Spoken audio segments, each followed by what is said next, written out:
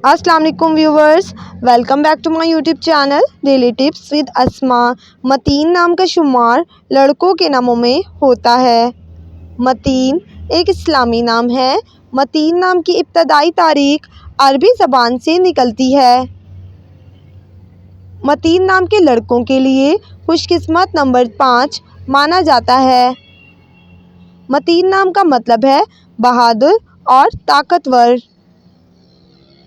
खुशकिस्मत दिनों में जुम्मा और हफ्ते का दिन शामिल है। मतीन नाम का शुमार इंटरनेट पर सबसे ज़्यादा सर्च होने वाले नामों में से होता है। खुशकिस्मत धातों में हिस्सों के हिसाब से लोहा शामिल है। मतीन नाम के अफराद के लिए मुआफिक रंगों में नीला और काला रंग शामिल है। मतीन नाम के अफराद के लिए मुआफिक पत्थरों में नीलम पत्थर शामिल है।